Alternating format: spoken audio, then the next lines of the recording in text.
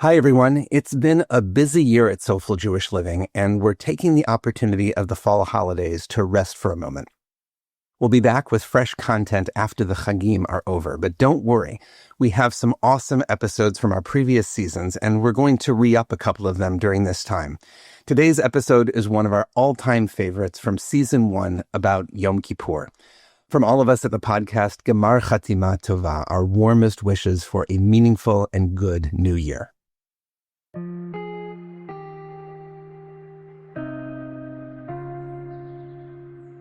Welcome to Soulful Jewish Living, mindful practices for every day with me, Josh Feigelson. Our hope is that each episode of this podcast will help you reflect and slow down a little bit. And if we're doing it right, you'll walk away with some simple practices to help you develop a little more awareness, a little greater calm, and maybe a little deeper connection to the amazing tradition we call Jewish life. I'm grateful you're here, and I hope you benefit from our time together. A couple of years ago, I was visiting Manhattan for work. My hotel was on 79th in Amsterdam, not far from Central Park. It was an unseasonably warm and sunny December morning, so I went for a walk around the reservoir. I put in my AirPods and turned on Josh Feigelson's station on Apple Music.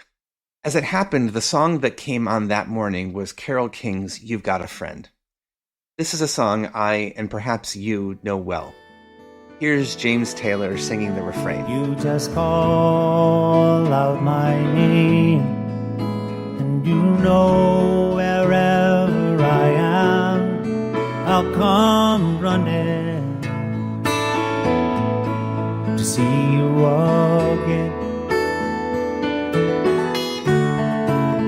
It's winter, spring, summer, or fall. Now all you gotta do is call on me, and I will be there, yeah, yes, I'll be there. You've got a friend. As long as I've thought about this song, I've understood it to be a statement by one friend to another about the care they have for their friend. Yet, as I walked around the Central Park Reservoir on this warm, cloudless winter morning, I found myself hearing the words in a different way. These could just as easily be the words of the universe or the divine or God singing to us. We just call out the divine name, and we know that wherever we are, the Holy One will come running, leaping like a gazelle, in the words of the Song of Songs, and will be there, right there with us. We don't have to go running anywhere. The animating, loving life force of the universe comes running to us. All we have to do is call. We've been traveling a journey on this podcast. It has taken us from the depths of estrangement on the 9th of Av through the repair of our relationships with ourselves and others during the month of Elul.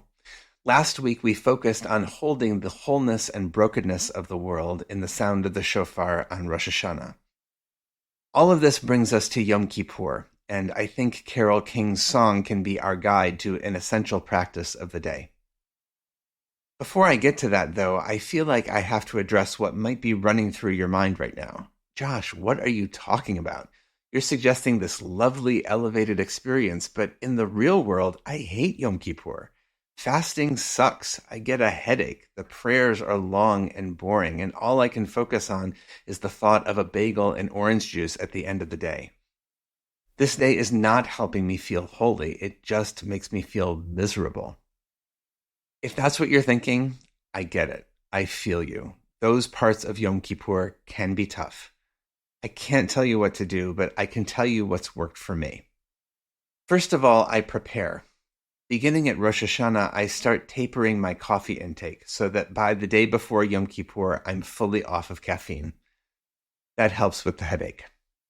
Second, I set an intention during these days to focus on experiencing the renewal of the season. I make an extra effort to call friends and family and wish them a Shana Tova, a happy and sweet new year. And when I do, I try to focus on listening to them, being present with them. Third, when it comes to Yom Kippur itself, I try to find a ritual experience that enlivens me and speaks to me, that has uplifting music, people who want to be there, and leaders whose hearts are really in it. Why? Because when I can focus on what's present, on the glass half full rather than half empty, I can be present rather than resentful that I'm not somewhere else. This is key for me, to bring my attention to what's here rather than what's not. And what's here is amazing. People who care about one another, people who sing together, people who want to make amends, people who want to experience forgiveness and renewal. When I focus on what's here, what I'm really doing is being present with what's present, the essence of mindfulness practice. In that respect, Yom Kippur is like any other day, a day to be present with what's present. We try to do that all the time. But what makes Yom Kippur special is that we go to extra lengths to be present and to experience the loving presence that pulsates through life. We recognize and make amends for the wrongs we've done, the promises we haven't fulfilled, the ways we've come up short. And we accept that for this day, we're going to simply be deeply, truly present. We set aside distractions. We create a sacred time and energy with our people. And when we do that, we reveal what's true all the time. We're not alone. We're deeply connected. We're loved. So that brings me back to Carole King's song, which I think can be our practice for this week. You can search for it on your phone, but I'm going to let Carole take us out with the first verse. If you know it, feel welcome to sing along. When you're down and troubled and you need some love and care, and nothing is going right,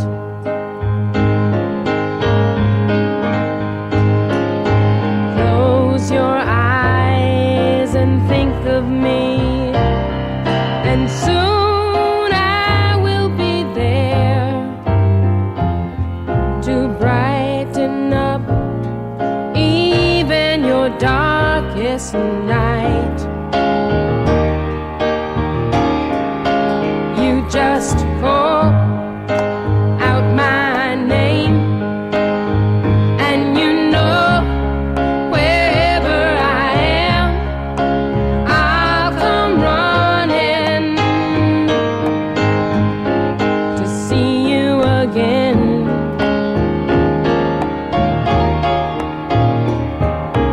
Winter, spring, summer, or fall, all you have to do is call, and I'll be there.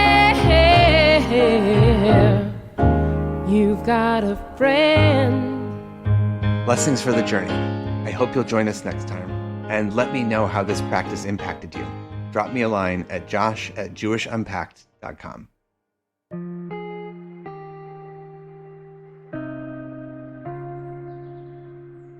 Thank you for joining us for Soulful Jewish Living, Mindful Practices for Every Day, a production of Unpacked, a division of OpenDor Media and the Institute for Jewish Spirituality. This episode was sponsored by Jonathan and Corey Califer and the Somerset Patriots, the Bridgewater, New Jersey-based AA affiliate of the New York Yankees. If you like this show, subscribe, give us 5 stars, and write us a review on Apple Podcasts. Check out Jewish Unpacked for everything Unpacked related, and subscribe to our other podcasts, and check out the Institute for Jewish Spirituality. This episode was hosted by me, Rabbi Josh Feigelson. Audio was edited by Rob Pera, and were produced by Rifki Stern. Thanks for joining us.